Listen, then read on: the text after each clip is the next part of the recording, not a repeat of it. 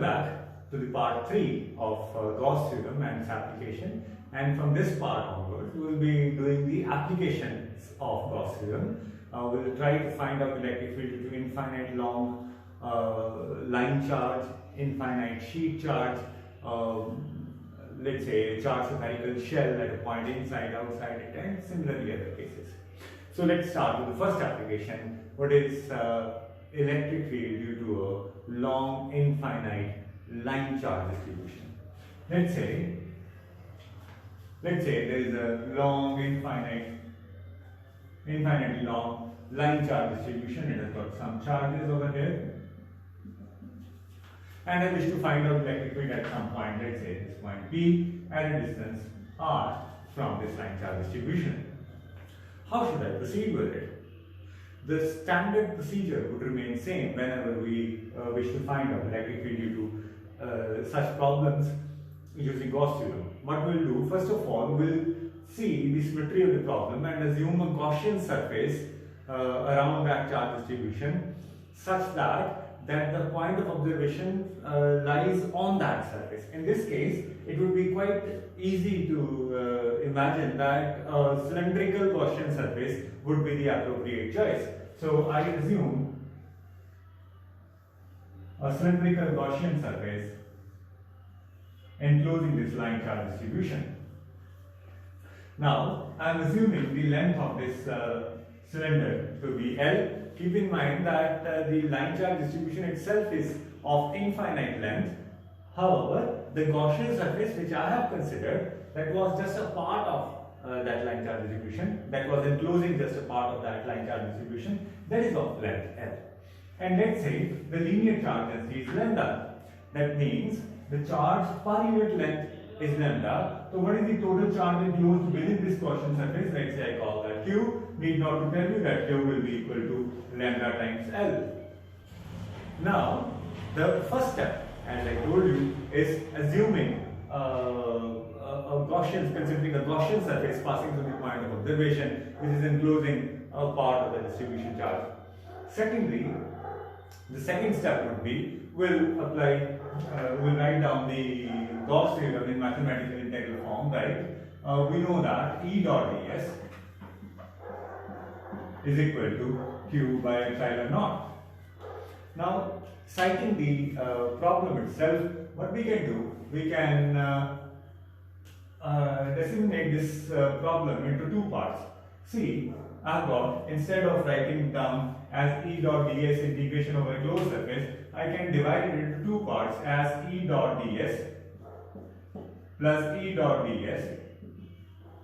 One part is corresponding to caps of this cylinder, and the other part is corresponding to the curved surface of this cylinder, and that should be equal to Q by epsilon naught. This was done because electric field and area vector does not have same angle between them for these two parts. For example, if I put a small positive charge over here, this whole positive charge is going to push it in this direction. Electric field is in this direction. For curved area, ds is in this direction. So angle between them is 0 degrees. Whereas for the caps, the area vector is in this direction, whereas electric field as usual was in this direction. So angle theta is 90 degrees. Let's apply this to this. For caps, what I'll do, it is EDS cos 90 plus for this curved area, it will become simply EDS. Because cos 0 is 1 and cos 90 is 0, this is equal to Q. Q in itself can be written as lambda into L divided by epsilon naught. Cos 90 is 0, this term gets vanished. What about this? Electric field E comes out of the integration. And what about ds? The total surface area of a cylinder, that is equal to 2 pi r L, that is equal to lambda L by epsilon naught. L get cancelled. This is interesting. L get cancelled out. That means basically, had I been considering a smaller cylinder or a bigger cylinder, doesn't matter at all. because that factor which I introduced as the length of the Gaussian surface, Gaussian cylinder, that's no longer existing in the final formula. So the initial query in your mind that okay, you are not considering the whole of the charges, you are considering only a part of the charge distribution, you are not considering the whole charge is rather a small part of the total charge. Will the electric field be same as calculated because of this smaller section or the bigger section? The answer is yes, the electric field will still remain the same, because you can see the parameter which I introduced does not exist in the final expression. So this expression which I am getting as E is equal to 1 by 2 pi epsilon naught lambda by R is the general expression applicable to smaller or bigger distribution charges. So one more interesting thing, this is the final expression. One more interesting thing is that now we should know that when we were dealing with point charges, electric field was falling off as 1 by r square. When we consider a dipole, the electric field was falling off as 1 by r cube. And now when we have found out electric field due to a line charge distribution, due to an infinite line charge distribution, the electric field is falling off as 1 over r. In the next application, we'll find out electric field due to infinite sheet charge or surface charge distribution. See, it would be interesting to find out what do we get for line for an infinite surface charge distribution. Let's see what do we find out for it. Let's proceed with it. Now the next is the second application. Now we'll be finding out electric field due to an infinite surface charge distribution, or simply it is termed as sheet charge. Let me clean it up a bit.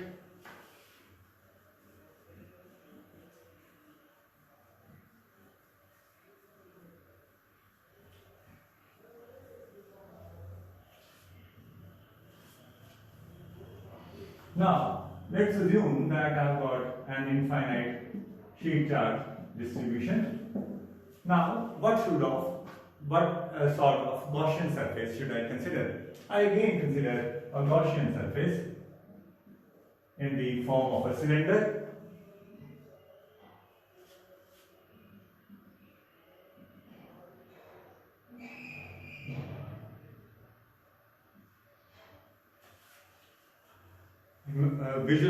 Try to visualize the three-dimensionality of this figure. Let's say this is the sheet charge, and a cylinder is passing through it like that. This diagram is telling you. Let's assume that the surface area of each cap is A. It is in this direction, like area vector would be in this direction. Need not to tell you, area vector is in this direction, ds for the curved surface. What about the electric field? If this is the sheet and I wish to find out electric field over here, what do? I place a small positive test charge at this point, and this whole positive charge is going to push it in this direction. The electric field is in this direction. Now, what we did in the last part, it just get reversed for it. For curved surface, theta is 90 degrees, and for the caps, theta is 0 degrees. As usual, let's apply Gauss Theorem. E dot ds, that should be equal to q by epsilon naught. If charge density is sigma, what would I do?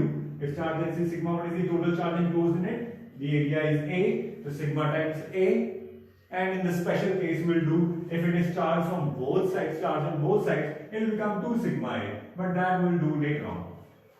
Here, initially, I am assuming the sheet to be charged only on one side. So what do I get? E dot ds is equal to q by epsilon naught. I break this integration into two parts as E dot ds for caps and E dot ds for curved surface.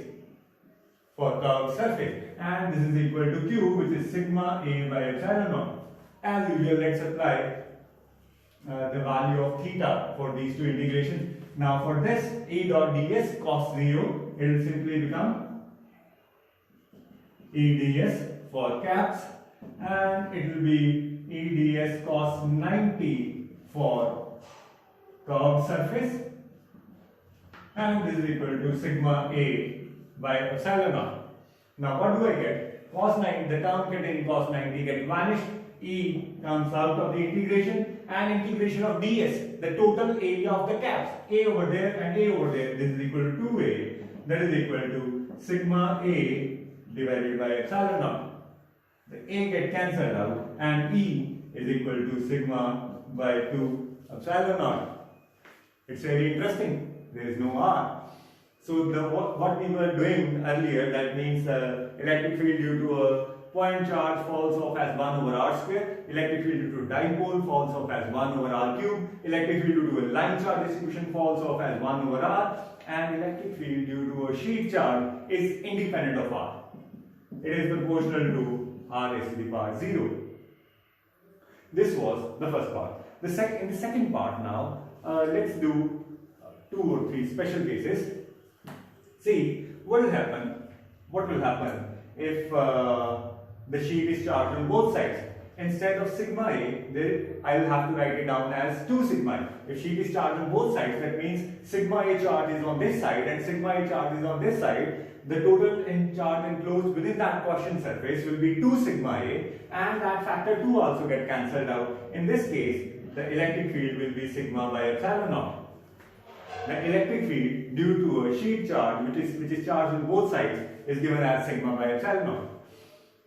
What if it is given to you that find out electric field due to a conducting infinite sheet charge having charge density sigma? In this case, if the sheet is conducting, it is impossible to hold the charge on one side. It is quite obvious that the charge is lying on both sides. So if in the question it is said that it is a conducting infinitely charged sheet charge, you will have to automatically consider that it is charged on both sides, and in that case the formula for electric field would be sigma by epsilon naught rather than sigma by 2 epsilon naught. In the second special case, what about if there are 2 sheets now? If there are 2 sheets A and B, and let's say this has got charge density sigma A and this has got charge density sigma B, and initially I am assuming them to be charged only on one side. What would be the electric field? I can divide the whole space into 3 regions. The region in this beyond this A plate, the region beyond B plate, and region lying in between them. Let's see how can we find out the electric field due to 2 infinitely charged sheet charges. Now this is an application or corollary of this existing result. I will not derive it from Gauss Theorem directly, rather I will use the formula which we have derived just now. Let's assume that there are 2 sheets now. This is one sheet, this is another sheet. And let's say this is sheet A and has got charge density sigma A. This is B and has got charge density sigma B. And initially I am assuming that both of them have got same polarity of charges. I can divide the whole space into 3 regions. Let's say region number 1, region number 2 and region number 3. In region number 1, if I put a positive charge, now 2 sheets are over there, both of them are, let's say, positively charged. I place a positive test charge over there. This sheet B will push it in that direction. The sheet A will also push it in that direction. That means the total electric field over here would be EA plus EB. But what about this region? The electric field in this region, E2, would be equal to what? It will be, as A is pushing it, I am placing a test charge Q naught over here. Sheet A will push it in that direction, but sheet B will push it in backwards in this direction. So EA is in this direction and EB is in this direction. The resultant field would be EA minus EB or EB minus EA, depending upon which one is bigger than the other.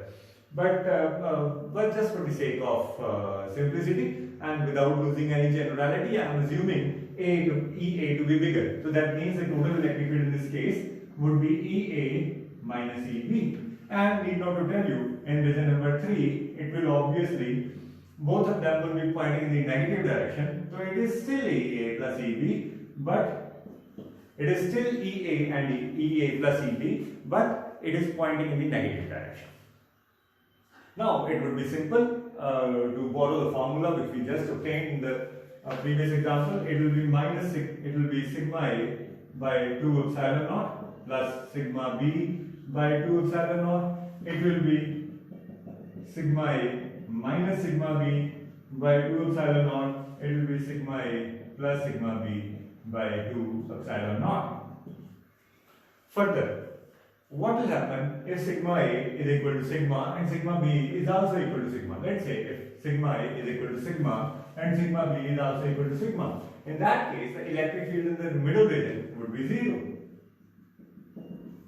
If sigma A is equal to sigma and sigma B is also sigma, it will become sigma minus sigma as 0 or 2 epsilon naught. In this case, it will be minus sigma by epsilon naught, twice of sigma divided by 2 epsilon naught to get cancelled out. In this region also, I will get sigma by epsilon naught. What if sigma A is equal to sigma, but sigma B is equal to minus sigma? This time I am assuming that the second plate has got charges of, say, negative polarity. What would be the case? In this case,